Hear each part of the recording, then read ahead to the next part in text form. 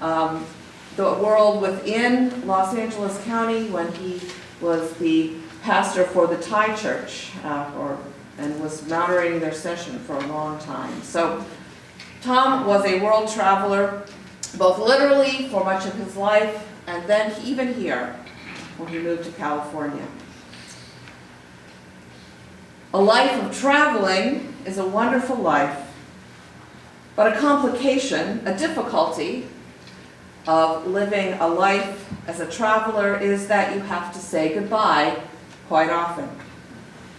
You have to say goodbye to communities and people that mean a great deal to you as you move on to the next place, the next thing, the next adventure. And when you do something often, sometimes you get good at it. You begin to learn what a good goodbye means.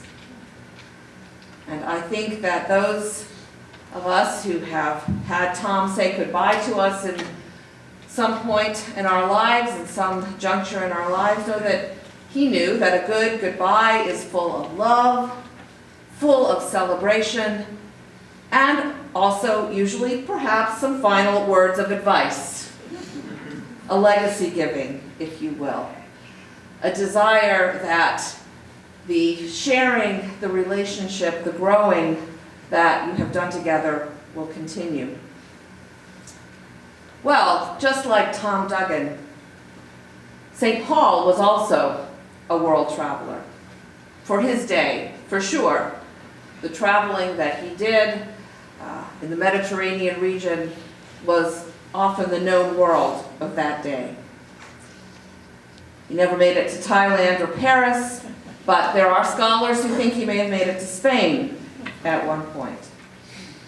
And so St. Paul also got good at goodbyes. And one of the reasons we know this is that many, many of his letters conclude with a long farewell. And Philippians is one of those, as we already heard. He said, "Rejoice in the Lord always, and again I will say rejoice. Let your gentleness be known to everyone.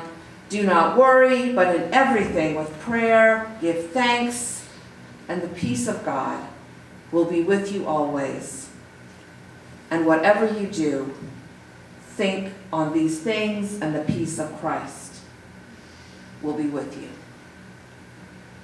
It seems to me that in St. Paul's goodbye here in Philippians, we see much that was true in Tom's life as well.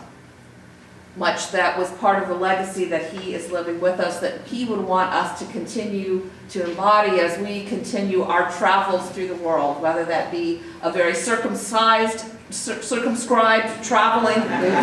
He would think that was funny, right? Let's all laugh. Circumscribed traveling here in the Los Angeles basin or all over the world. He would want us to continue to embody these things in our travels as the Spirit of God moves us.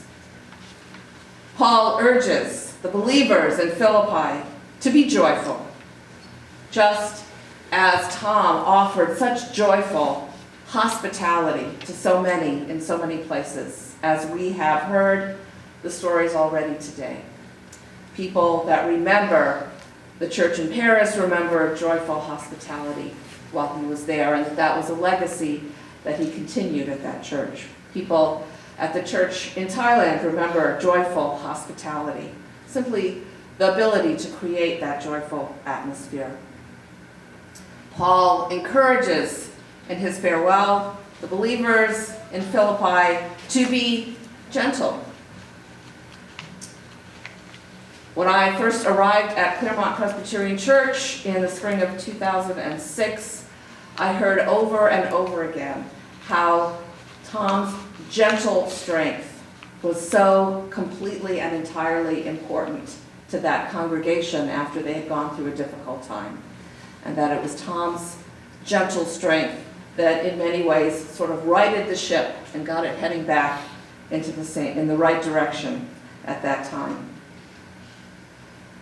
Paul encourages the believers in Philippi to be prayerful. And I believe this is one of the best things about Tom, was the way he embodied an unostentatious piety that strengthened him and all those who he came in contact with as he did his work.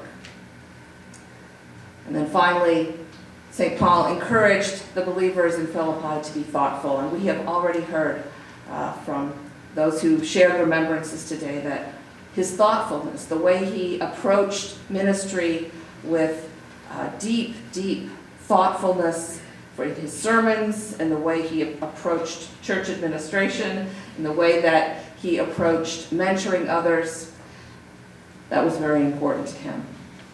And so as we hear these words from Paul, we can think of them as also reminding us of Tom and the way that he embodied a joyful, gentle, prayerful, thoughtful life.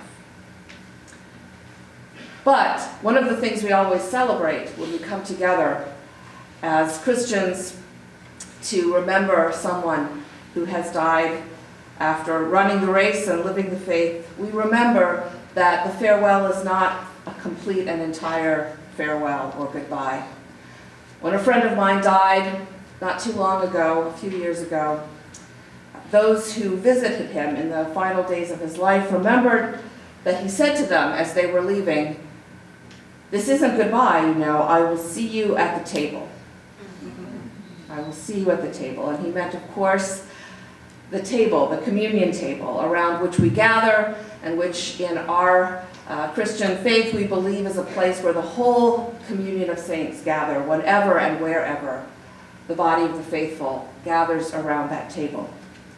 And so, the next time any of us gather around that table, whether it be here at Pilgrim Place or at one of the churches in Claremont, or wherever you may travel and wherever you may gather, perhaps when you hear the officiant say, "The Lord be with you," you will hear a joyful, gentle, prayerful, thoughtful voice that sounds an awful lot like Tom Duggan saying back, "And also with you." Amen. Let us pray together.